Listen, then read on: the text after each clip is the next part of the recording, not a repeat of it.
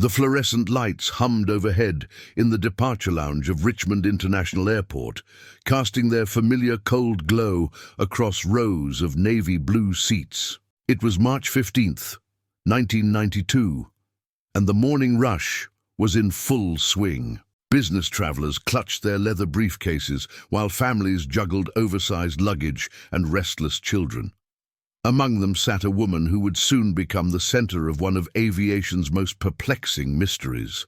Vivian Caldwell adjusted her burgundy scarf and glanced at her boarding pass for the third time. Flight 317 to Denver was scheduled to depart at 10:45, and she had arrived with plenty of time to spare. At 34, Vivian possessed the kind of understated elegance that drew subtle glances from fellow passengers. Her auburn hair was pulled back in a neat chignon, and she wore a charcoal wool coat over a simple cream blouse. Everything about her suggested a woman who planned ahead, who left nothing to chance. She had purchased her ticket 3 weeks earlier through her travel agent, paying by check as was her custom. The reservation was straightforward, a one-way ticket to Denver, where she planned to visit her sister Helena, who had recently given birth to her first child. Vivian had requested an aisle seat in the middle of the aircraft, away from the engines, but close enough to the front for a quick departure upon landing. These were the habits of someone who traveled regularly for work, someone accustomed to the rhythms of commercial aviation. The gate agent's voice crackled through the intercom, announcing the boarding of Flight 317. Vivian gathered her navy handbag and carry-on luggage, a small wheeled case that contained everything she needed for her week-long visit. She had packed carefully, as always, folding each garment with precision and leaving space for the gifts she planned to bring back for her colleagues at the marketing firm where she worked. As she approached the gate, Vivian handed her boarding pass to the uniformed agent, a young man with kind eyes who smiled as he tore off the stub and handed back the remaining portion. The scanner beeped its confirmation, and she proceeded down the jet bridge toward the waiting aircraft.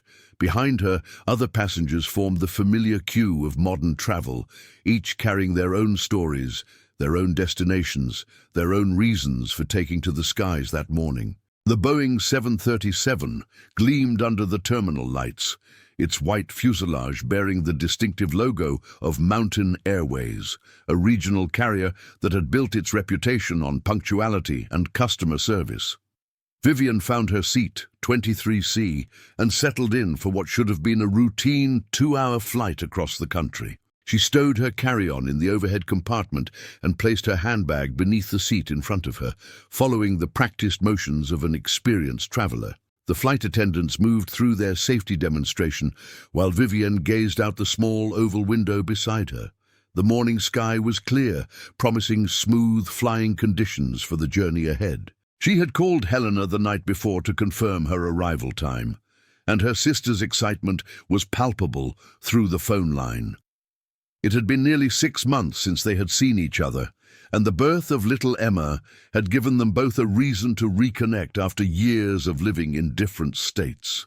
At exactly 10:45, Flight 317 pushed back from the gate and began its taxi toward the runway. The engines spooled up with their characteristic whine, and within minutes the aircraft was climbing into the Colorado sky, carrying 147 passengers and 6 crew members toward their destination.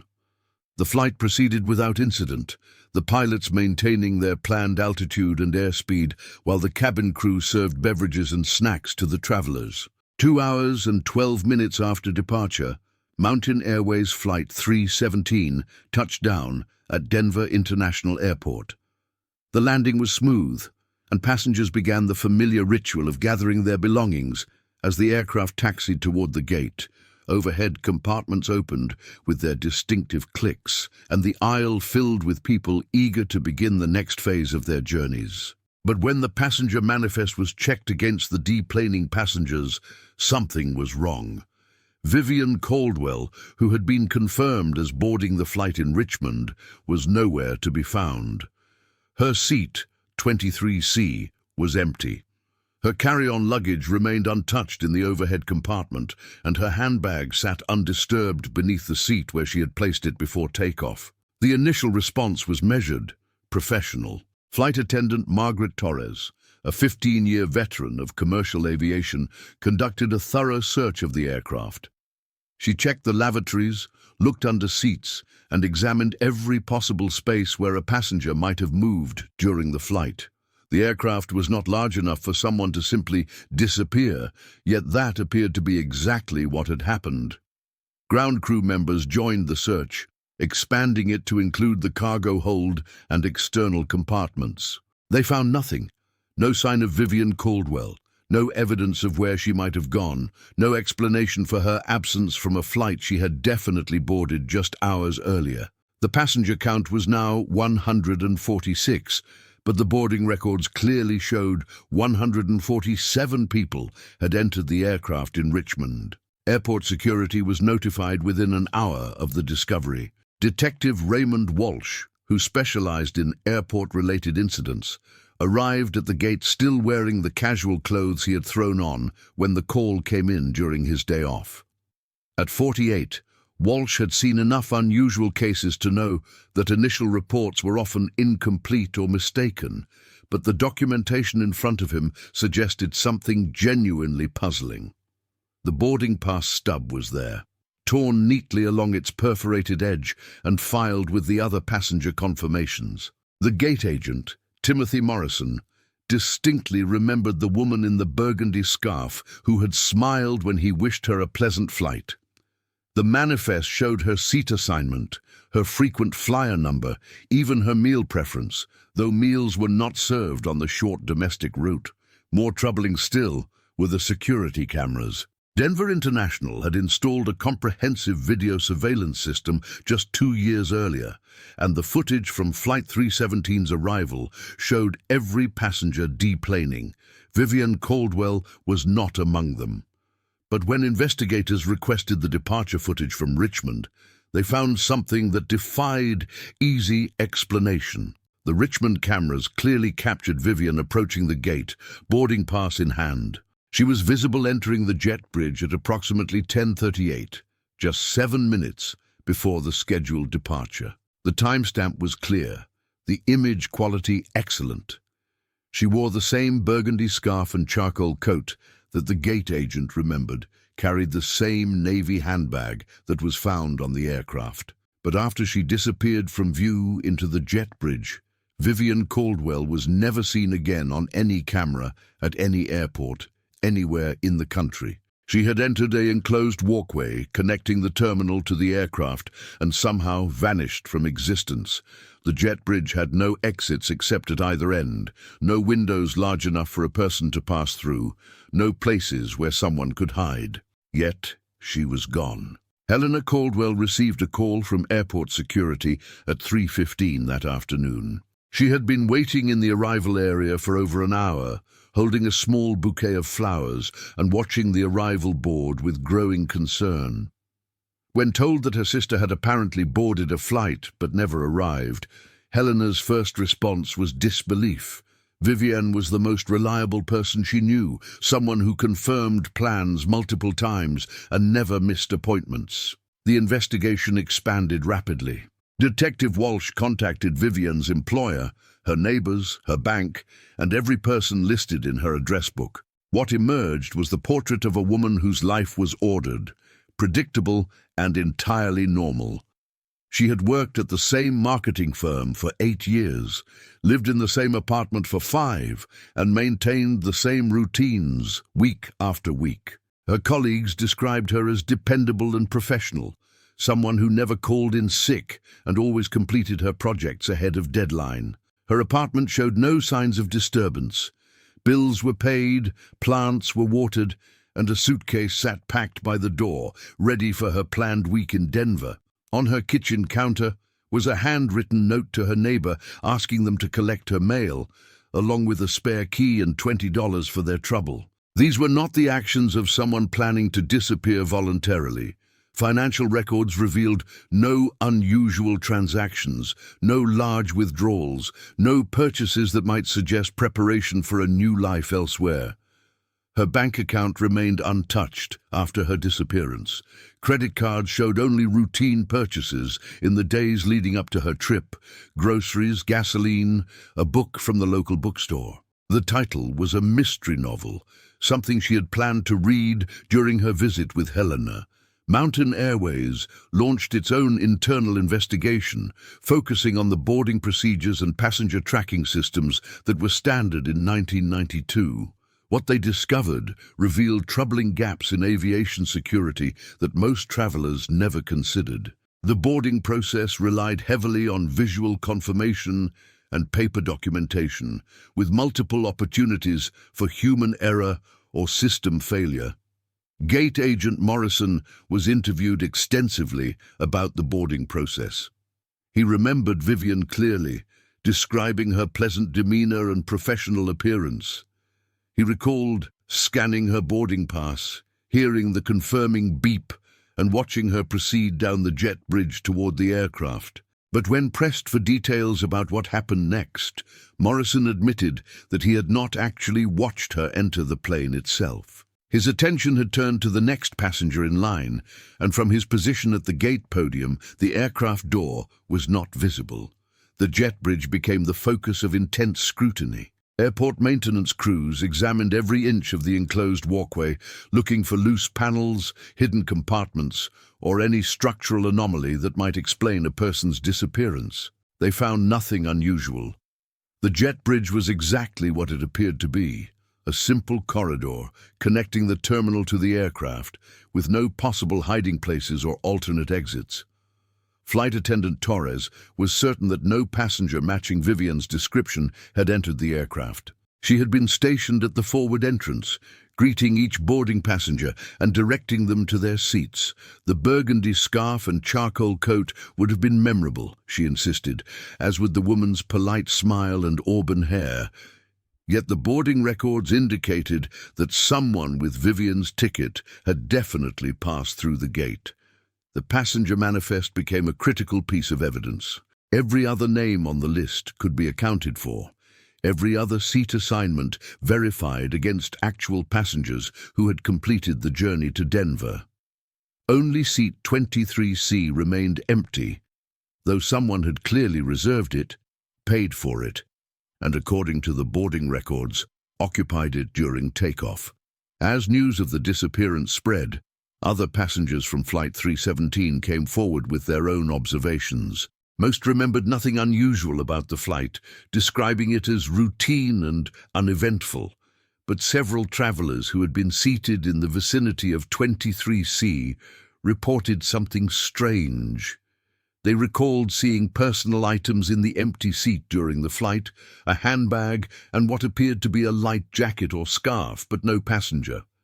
This detail puzzled investigators further. If Vivian had never boarded the aircraft, how had her belongings ended up in the cabin?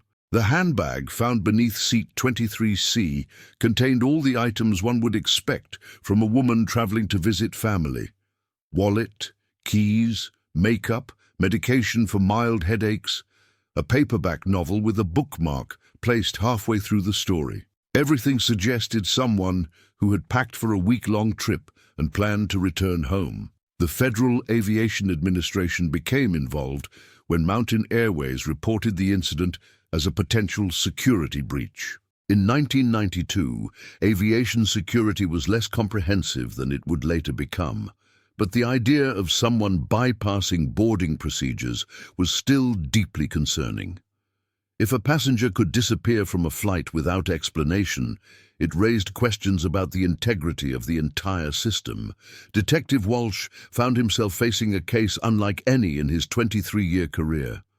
Missing person investigations typically followed predictable patterns. People disappeared for reasons, left behind clues, made mistakes that revealed their intentions. But Vivian Caldwell seemed to have simply ceased to exist in the space between the gate and the aircraft, a distance of perhaps 50 yards, through an enclosed, monitored walkway. The search for answers led investigators deep into the technical details of airport operations in the early 1990s. They discovered that passenger tracking between boarding and deplaning was surprisingly informal, relying on assumptions and procedures that had never been seriously tested. Airlines counted passengers at departure and arrival, but the system in between was largely based on trust and routine. As weeks passed without resolution, the case began to attract national attention. Aviation mysteries had always captured public imagination, and the story of a woman who boarded a flight but never arrived touched something deep in the collective consciousness.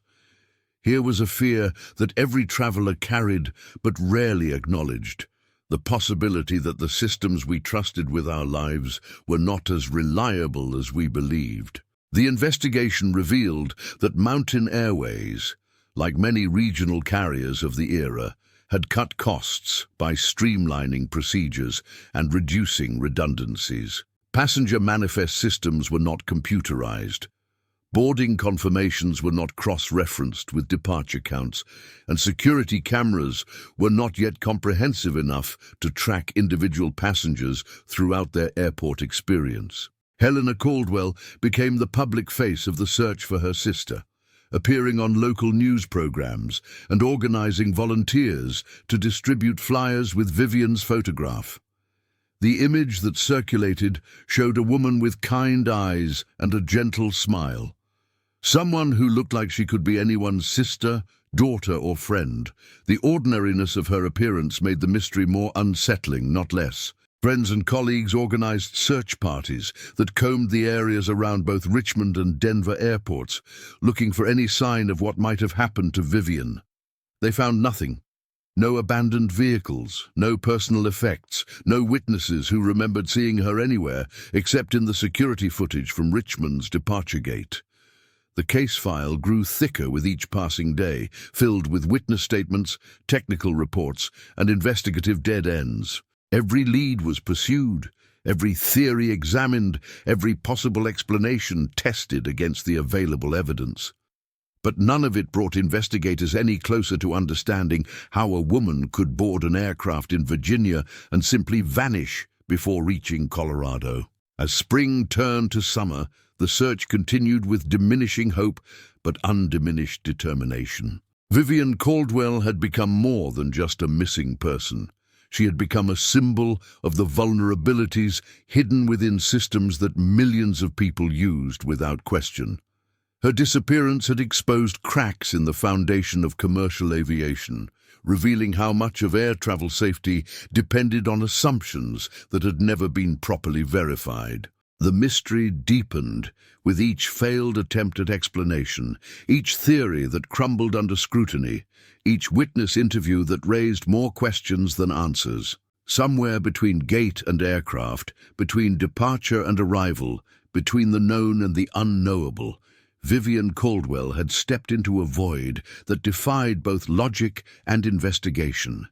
The search for answers would soon reveal just how many secrets were hidden within the seemingly simple act of taking flight. The weight of unanswered questions settled over everyone touched by Vivian Caldwell's disappearance, like morning fog that refuses to lift. Detective Walsh found himself returning to the case file night after night, spreading the documents across his kitchen table long after his wife had gone to bed. The fluorescent light above cast the same cold glow he remembered from that first day at the airport, and in the margins of witness statements he scribbled theories that never quite held together. Helena Caldwell's life had fractured along invisible lines. The flowers she had brought to welcome her sister home sat wilted in a vase for weeks, their petals falling one by one onto her coffee table like small defeats. Baby Emma would never know the aunt who had been so excited to meet her, the woman who had packed carefully chosen gifts that remained forever unopened in an evidence locker hundreds of miles away. The nursery Helena had prepared for Vivian's visit became a shrine to absence, the guest bed turned down and waiting for someone who would never arrive. Mountain Airways faced scrutiny from federal regulators and a media storm that threatened to destroy their reputation for reliability. CEO Marcus Brennan, a man who had built his career on operational precision, found himself explaining to congressional committees how his airline could lose track of a passenger in broad daylight. The company's stock price tumbled as travelers began choosing other carriers, unwilling to trust their safety to an airline that couldn't account for its own passengers. The investigation consumed resources and personnel from multiple agencies. FBI behavioral analysts constructed psychological profiles of Vivian, searching for any indication that she might have planned her own disappearance. They found nothing. Her life was an open book written in careful, predictable chapters. Work colleagues described her as the person they turned to for consistency, someone who remembered birthdays and never forgot to water the office plants when others went on vacation. Timothy Morrison, the gate agent who had processed Vivian's boarding pass, requested a transfer to ground operations within a month of the incident. He could no longer stand at departure gates without seeing her face, without wondering what he might have missed in those crucial moments when she walked down the jet bridge and vanished from existence. The simple act of tearing boarding passes had become a haunting reminder of his role in an unsolvable puzzle. As autumn arrived, the case began generating false leads and conspiracy theories. A woman, matching Vivian's description, was reportedly seen at a bus station in Phoenix, but security footage revealed only a passing resemblance. Another tip placed her at a hotel in Seattle, but the guest, who had registered under a similar name, turned out to be a sales representative from Portland with no connection to the case. Each false alarm raised Helena's hopes only to dash them again, wearing away at her emotional reserves like water-eroding stone. The technical investigation revealed uncomfortable truths about aviation security in the early 90s. Passenger manifests were often handwritten, subject to human error and misplacement. Boarding procedures relied heavily on visual confirmation by gate agents who processed hundreds of passengers each day. The computerized systems that would later track travelers from check-in to destination were still years away from widespread implementation. Dr. Sarah Chen, an aviation security consultant brought in to review Mountain Airways procedures, documented systematic weaknesses that extended far beyond Vivian's case. Her report, submitted to the FAA 6 months after the disappearance, recommended sweeping changes to passenger tracking protocols. But bureaucratic processes moved slowly, and implementation would take years to complete across the industry. Winter brought a temporary reduction in media attention, but Detective Walsh continued pursuing every possible angle. He interviewed airport maintenance workers, baggage handlers, and cleaning crews who had been on duty the morning of March 15th.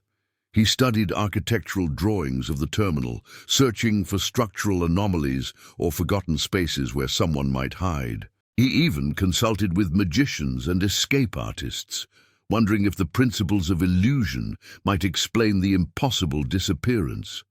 The jet bridge itself became almost mythical in the investigation.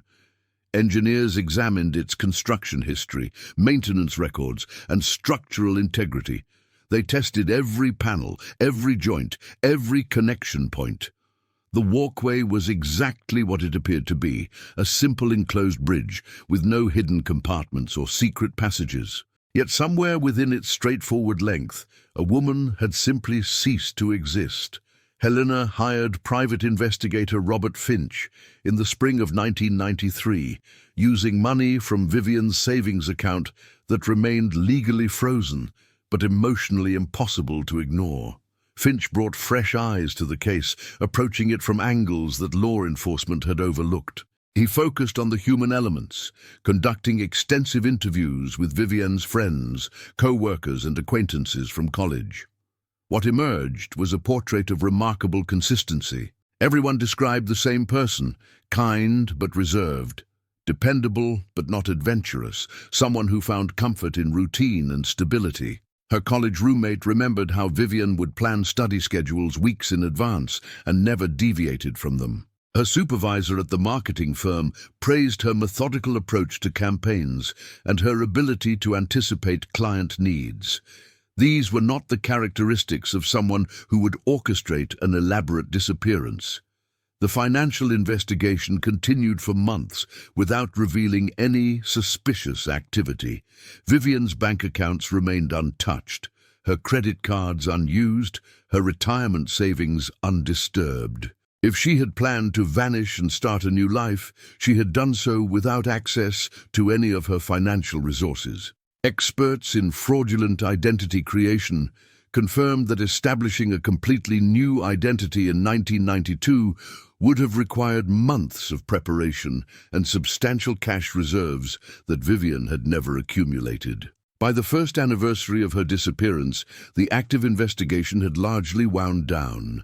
Detective Walsh kept the case file open, reviewing it periodically for any detail he might have missed, but new cases demanded his attention and resources.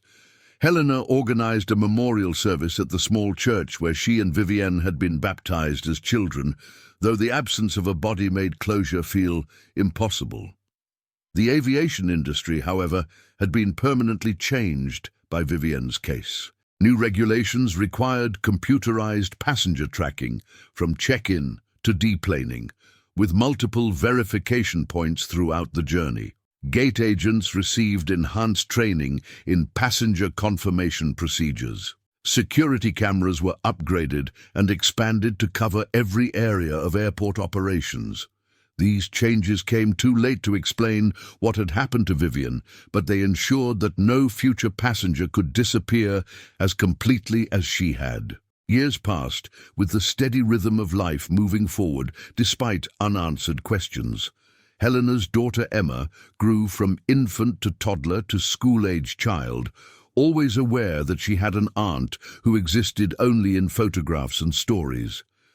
Detective Walsh retired in 1998, handing over his active cases but keeping copies of Vivian's file in his home office. Timothy Morrison left the airline industry entirely, becoming a high school teacher who never mentioned his previous career to students or colleagues. The Richmond International Airport terminal underwent renovations in 2001, updating its infrastructure and security systems to meet post-9/11 requirements. The gate where Flight 317 had departed was renumbered and reconfigured, but long-time employees still remembered it as the place where the impossible had happened. New hires would sometimes ask about the missing passenger case they had heard mentioned in hushed conversations, but few people wanted to discuss the details. Mountain Airways was eventually acquired by a larger carrier in 2005, its brand disappearing into the consolidation wave that swept through regional aviation.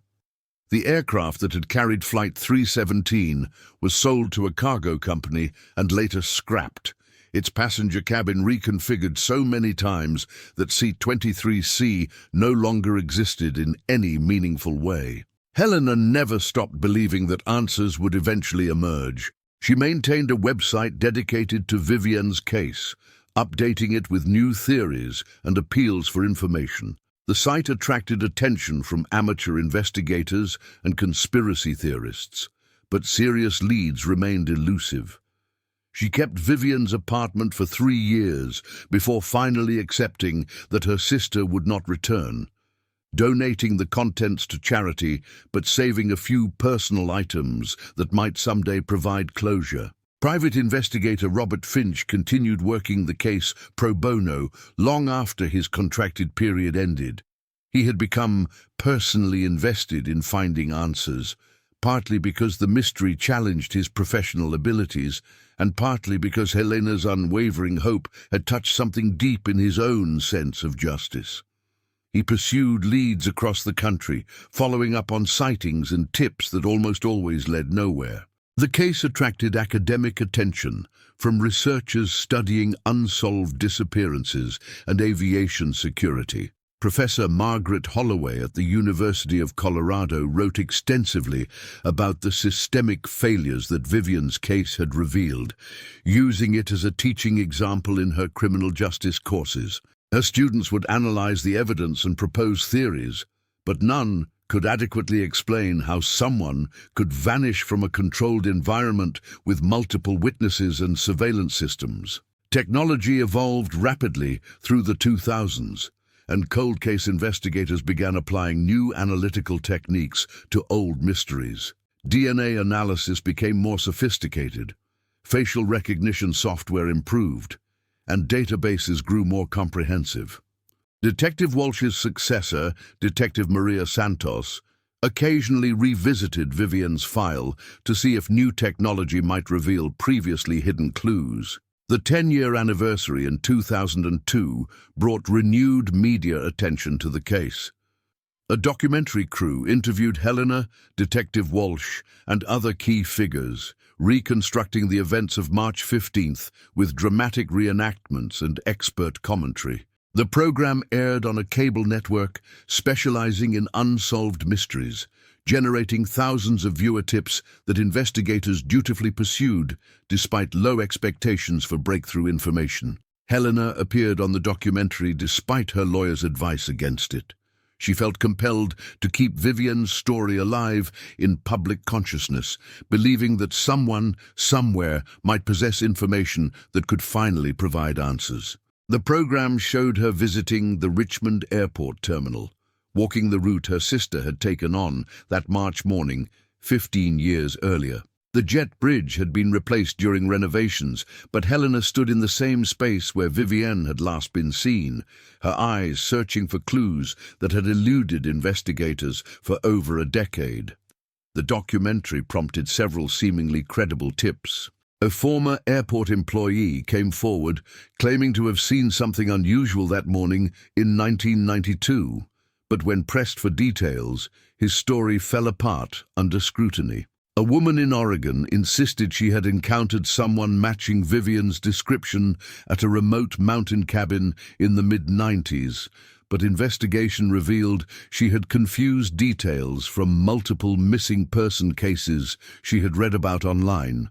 Emma Caldwell, now 11 years old, began asking more sophisticated questions about her missing aunt.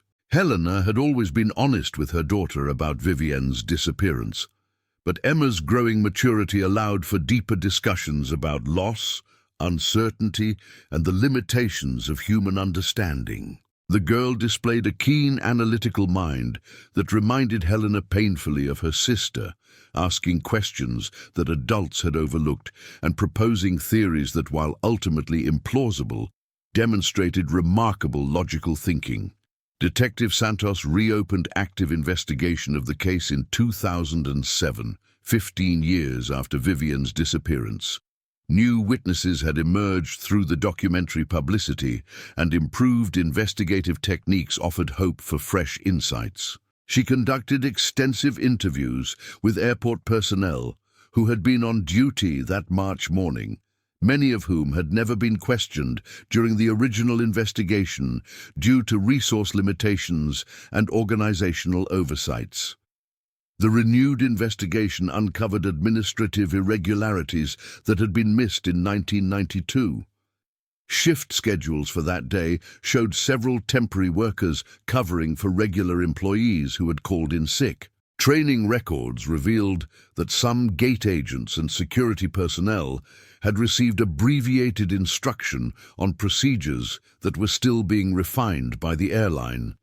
These discoveries suggested a perfect storm of systemic vulnerabilities that might have created opportunities for something unprecedented to occur. However, even with these new insights, investigators could not construct a plausible theory for Vivian's disappearance. Every scenario they developed required assumptions that contradicted established facts, or relied on coincidences too improbable to accept. The case remained as mystifying as ever, a puzzle with pieces that refused to fit together despite years of effort by dedicated professionals. Helena's marriage to David Morrison, a teacher she had met at Emma's school, brought some stability to her life in 2009. David understood her continued devotion to finding answers about Vivienne and supported her efforts without trying to convince her to let go of the past. Their wedding included an empty chair decorated with burgundy ribbon, a tribute to the sister who should have been there to share the celebration. The economic recession of 2008 had eliminated funding for many cold case investigations, and Detective Santos found herself with reduced resources to pursue older mysteries. Vivian's case competed with dozens of other unsolved disappearances for attention and budget allocation. The reality of limited police resources meant that active investigation once again scaled back to occasional reviews and responses to citizen tips. Technology companies began developing more sophisticated analytical tools for law enforcement, using artificial intelligence and pattern recognition to identify connections that human investigators might miss. In 2012, Vivian's case data was entered into one of these experimental systems, but the computer analysis yielded no new insights. The artificial intelligence confirmed what human investigators had long suspected. This was a truly anomalous case that defied conventional explanation. Helena established a small foundation in 2013 dedicated to supporting families of missing persons and advocating for improved passenger safety protocols in commercial aviation. The Vivian Caldwell Foundation provided grants for private investigative services and lobbied for legislative changes that would prevent future cases like her sister's. The work gave Helena a sense of purpose while keeping Vivian's memory alive in meaningful ways. Emma Caldwell graduated from high school in 2014 and announced her intention to study criminal justice in college.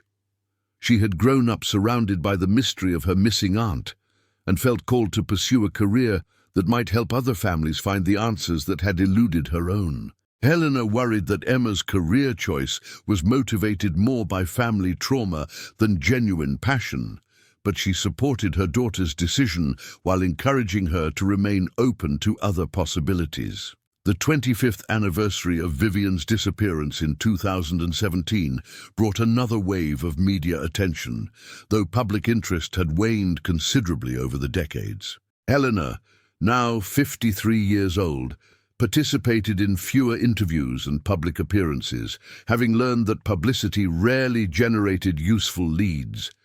She had accepted that answers might never come, but she refused to abandon hope entirely. Detective Santos retired in 2018, passing responsibility for cold cases to a younger colleague who had grown up with digital technology and approached old mysteries with fresh perspectives. Detective James Wright reviewed Vivian's file with the benefit of 26 years of hindsight and immediately noticed gaps in the original investigation that might be filled using modern techniques.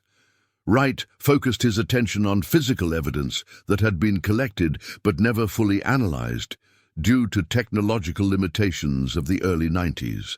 Vivian's personal effects from the aircraft were still preserved in evidence storage, and new forensic techniques might reveal information that had been invisible to investigators 26 years earlier.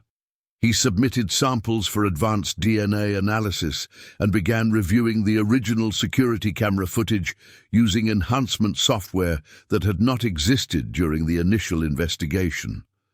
The enhanced video analysis revealed details that had been missed in 1992. High-definition processing of the original airport security footage showed timestamps that were inconsistent with gate records, suggesting that either the cameras or the documentation had been compromised. More intriguingly, the enhanced images revealed the presence of individuals in the terminal who had never been identified or interviewed during the original investigation. One figure in particular caught Detective Wright's attention.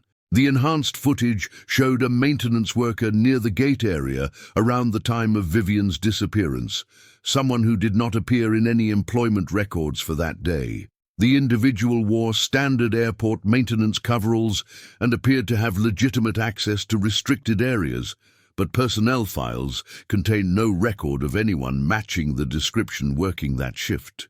Wright's investigation into the mysterious maintenance worker led to discoveries that would have been impossible without modern database technology and interagency cooperation protocols that had been established since 9/11.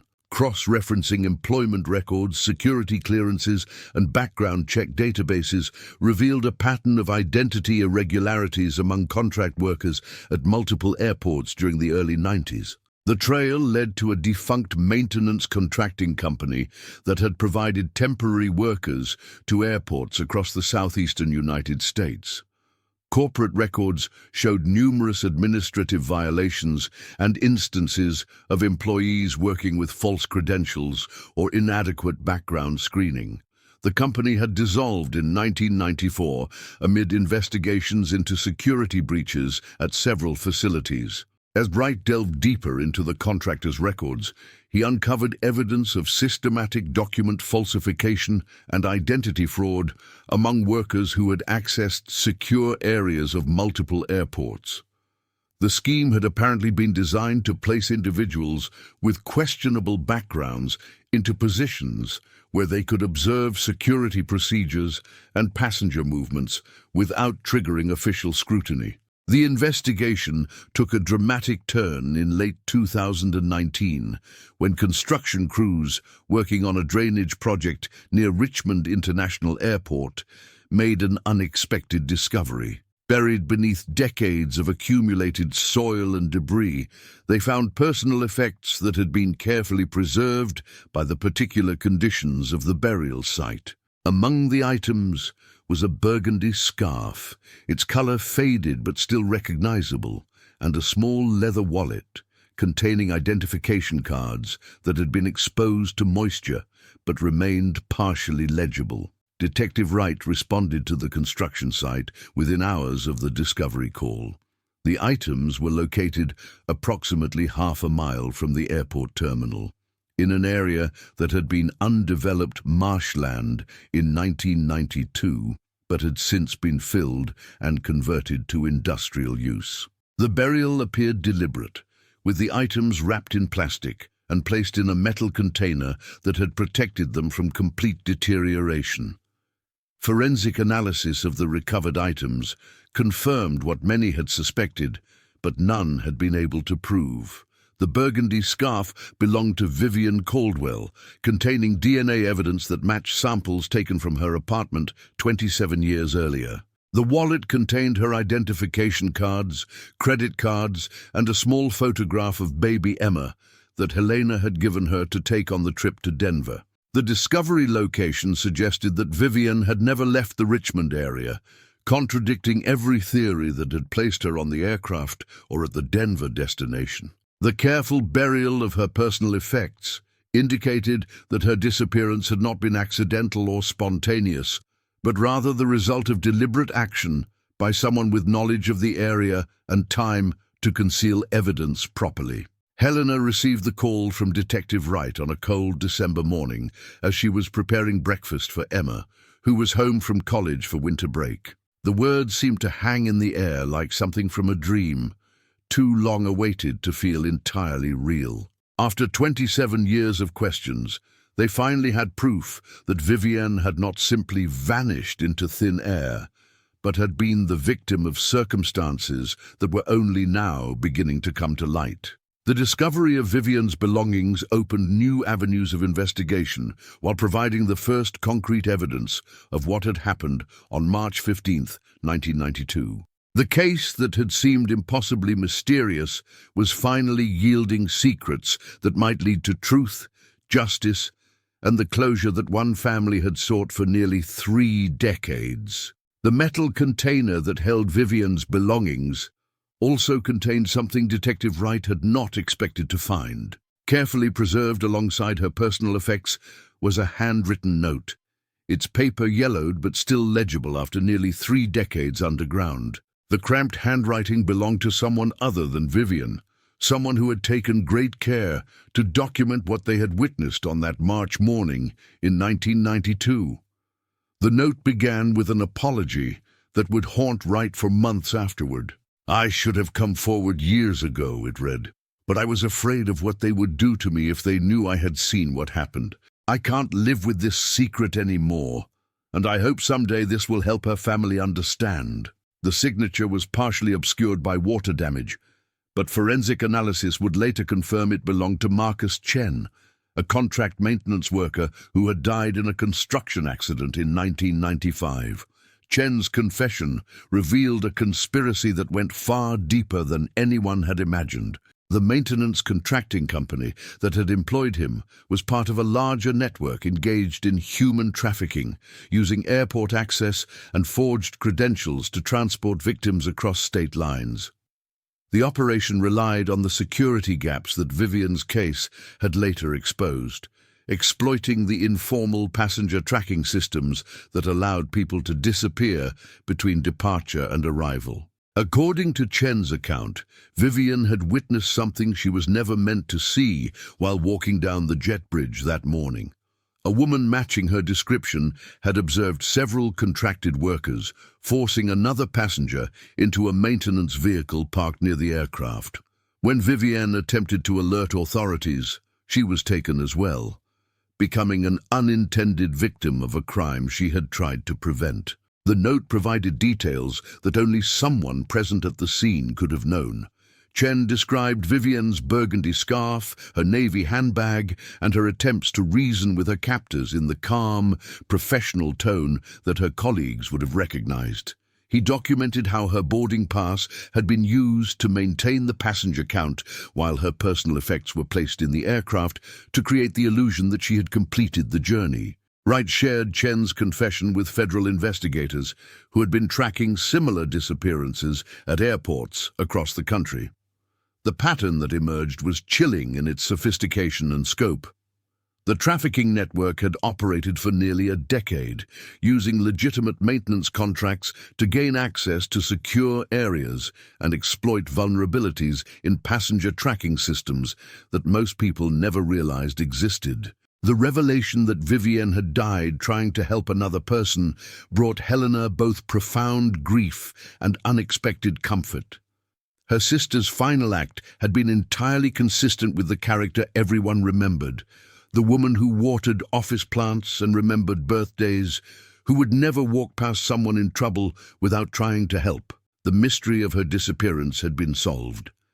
But the woman revealed by that solution was exactly who Helena had always known her to be. Emma received the news while studying for final exams during her senior year of college. The criminal justice program that had shaped her academic career suddenly felt deeply personal in ways she had never anticipated.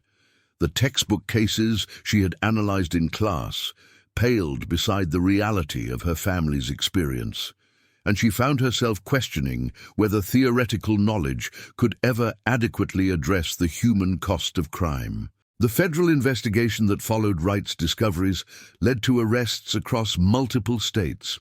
Several individuals connected to the defunct contracting company were charged with conspiracy, kidnapping, and murder, though many of the original perpetrators had died or disappeared in the decades since the crimes occurred. The case became a landmark prosecution in the fight against human trafficking, with Vivian's story serving as a catalyst for legislative changes that strengthened airport security and passenger protection protocols. Helena attended every day of the trials that took place over the following 2 years. She sat in the courtroom gallery with the same patient determination she had shown throughout 29 years of searching for answers, taking notes, and observing the proceedings with quiet intensity. The defendants avoided eye contact with her, but she studied their faces anyway, trying to understand the choices that had destroyed so many lives. The lead prosecutor, Assistant U.S. Attorney Jennifer Morrison, built much of her case around Chen's written confession and the physical evidence discovered at the burial site.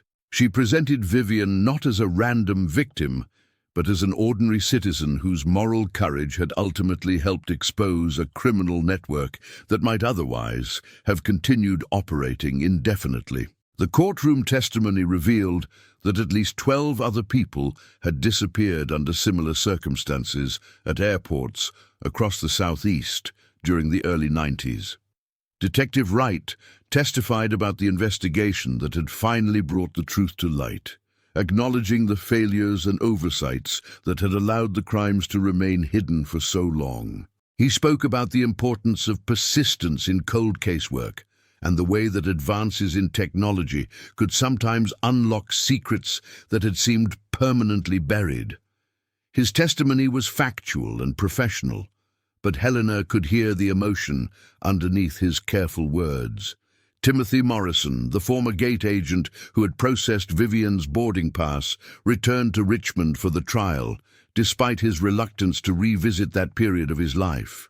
His testimony about the boarding procedures of 1992 helped establish how the conspiracy had exploited security weaknesses that no longer existed. He looked older than his years, carrying the weight of questions that had finally been answered but could never be undone. The verdicts, when they came, brought a sense of justice rather than satisfaction. 3 defendants received life sentences for their roles in the trafficking network, while 2 others were convicted of conspiracy charges that carried shorter prison terms. The courtroom was quiet as the sentences were read, with family members of various victims present to witness the conclusion of legal proceedings that had been decades in the making. Helena stood outside the courthouse afterward, facing a crowd of reporters who wanted to capture her reaction to the convictions. She had prepared no statement, but found herself speaking from the heart about forgiveness, justice, and the importance of never giving up hope. Vivienne would want us to focus on preventing future tragedies rather than dwelling on past ones, she said, her voice steady despite the tears in her eyes. She always believed in making things better for other people. The Vivienne Caldwell Foundation expanded significantly following the trial, with donations from people who had followed the case and been moved by its resolution. Helena used the resources to advocate for missing persons' families and support legislation that would strengthen protections for air travelers. The Foundation's work became a living memorial to her sister, channeling grief into constructive action that honored Vivian's memory while helping others. Emma graduated from college with high honors and immediately enrolled in law school, inspired by the prosecutors who had finally brought her aunt's killers to justice. She specialized in victims' rights advocacy and human trafficking cases, carrying forward the fight that had begun with her family's tragedy. Her professors noted her unusual maturity and deep understanding of how the legal system affected real families facing unimaginable circumstances. Detective Wright received commendations for his work on the case, but he found the recognition less meaningful than the private conversation he had with Helena after the verdicts were announced. She thanked him not just for solving the mystery, but for treating Vivian's memory with respect throughout the investigation. The handshake they shared outside the courthouse carried the weight of acknowledgement between 2 people who had refused to let an injustice remain hidden. The aviation industry implemented additional security measures based on lessons learned from the Caldwell case and the broader trafficking investigation. Passenger manifests became fully computerized and cross-referenced at multiple checkpoints, making it impossible for someone to disappear between boarding and arrival without immediate detection. The changes came too late for Vivian and the other victims, but they ensured that similar tragedies would be much harder to conceal in the future. Richmond International Airport installed a small memorial garden near the main terminal, dedicated to travelers who had lost their lives while pursuing journeys that should have been routine and safe. The garden included a bench inscribed with Vivian's name alongside others who had died in aviation-related incidents over the years. Helena visited the memorial on the anniversary of her sister's disappearance, finding peace in the quiet space surrounded by flowering plants that bloomed in rotating seasons. The documentary that had aired years earlier was updated with the case's resolution and rebroadcast as a special presentation about the importance of persistence in solving cold cases. The program featured interviews with the investigators, prosecutors, and family members who had worked to bring the truth to light. Helena appeared again, older now, but with a sense of completion that had been absent from her earlier interviews. Marcus Chen's family learned of his role in exposing the trafficking network through news coverage of the trial. His widow contacted Helena to express both sorrow for what had happened to Vivian and pride in her husband's decision to document the truth, even though he had been too frightened to come forward while alive. The two women met for coffee in Denver, sharing stories about people they had both loved and lost, finding unexpected comfort in their connection. Emma's law school graduation in 2024 was held outdoors due to lingering pandemic precautions, but Helena attended despite her concern about large gatherings. She sat in the audience wearing a burgundy scarf that had belonged to Vivian, a gesture that felt both memorial and celebratory. Emma's speech as class valedictorian focused on the responsibility lawyers bore to families seeking justice in an imperfect system.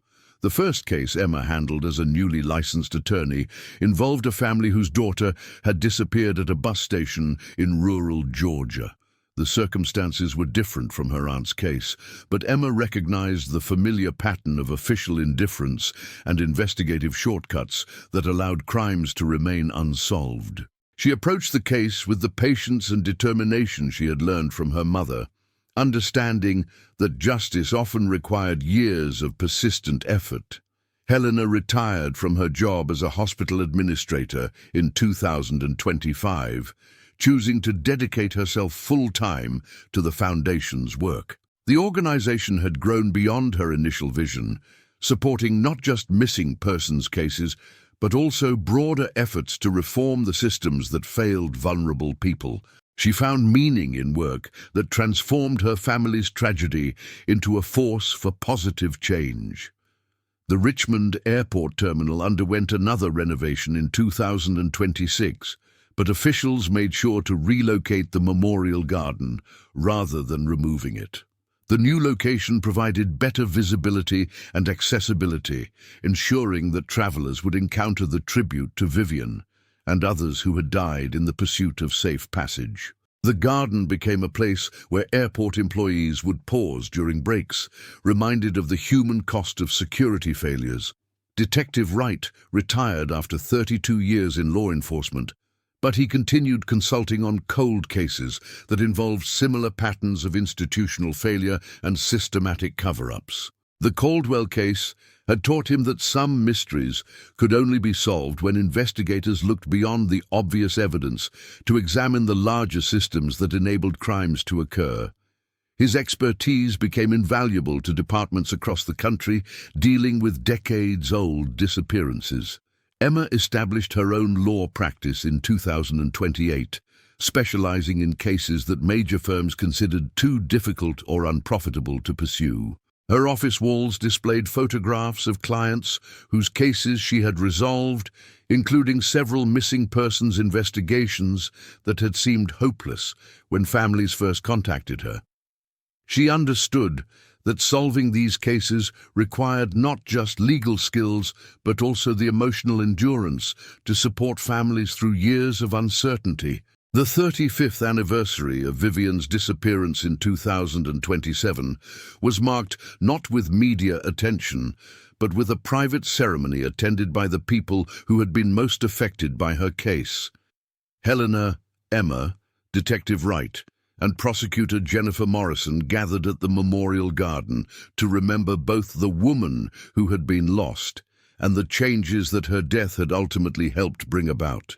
Helena spoke about forgiveness during that anniversary gathering, acknowledging that she had spent years angry at the systems that had failed her sister before learning to channel that anger into constructive action. She had forgiven the investigators who had missed crucial evidence, the airline officials who had been more concerned with liability than truth, and even some of the criminals who had destroyed so many lives. Forgiveness, she had learned, was not about excusing wrongdoing, but about freeing herself to focus on prevention rather than punishment. The Foundation established a scholarship program in Vivian's name, providing financial assistance to students studying criminal justice, aviation security, or victims advocacy. Emma served on the selection committee, looking for applicants who demonstrated not just academic achievement, but also the kind of quiet determination that her aunt had embodied.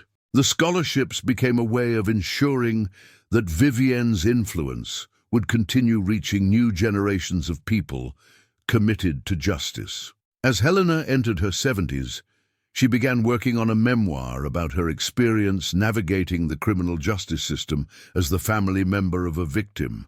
The book was not intended as an indictment of law enforcement or the legal system, but rather as a guide for other families facing similar circumstances. She wrote about the importance of patience, persistence, and finding purpose in tragedy, lessons that had taken decades to learn. Emma's own daughter, born in 2030, would grow up knowing about her great-aunt through stories rather than mystery. The child would learn about Vivienne as someone who had tried to help others and whose death had led to changes that made travel safer for everyone. The family's legacy would be defined not by loss, but by the constructive response to that loss. The Memorial Garden at Richmond International Airport became a place where travelers sometimes left flowers or notes for loved ones who had died in transit or while traveling. Airport chaplains noticed that people found comfort in the space, using it as a place for quiet reflection about the risks inherent in modern life and the importance of cherishing time with family. The garden served its intended purpose as a reminder that every passenger represented someone's cherished family member. Detective Wright's consulting work led to the resolution of dozens of cold cases across multiple states, many involving patterns similar to those that had hidden Vivienne's murder for so long. His methodical approach and willingness to question official narratives proved especially valuable in cases where initial investigations had been compromised by resource limitations or institutional indifference. He credited the Caldwell case with teaching him to look beyond obvious explanations towards systematic failures that enabled crimes to remain hidden. The trafficking network that had killed Vivienne was eventually linked to criminal organizations operating in 12 states, leading to a federal task force that continued investigating related cases well into the 2030s.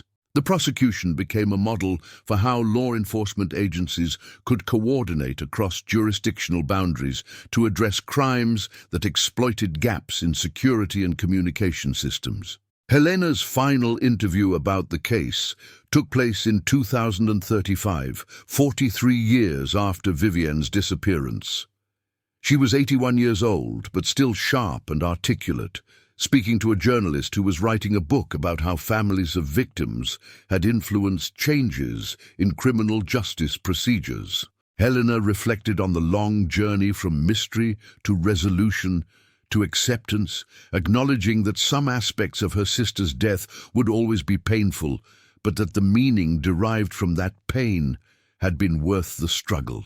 The conversation ended with Helena standing in the memorial garden, surrounded by flowers that bloomed in cycles of renewal and remembrance. She touched the bench bearing Vivienne's name, thinking about the woman her sister had been and the changes her death had ultimately helped create. The mystery that had consumed decades of her life was finally resolved, but the love that had motivated the search continued flowering in work that helped other families find truth, justice, and peace.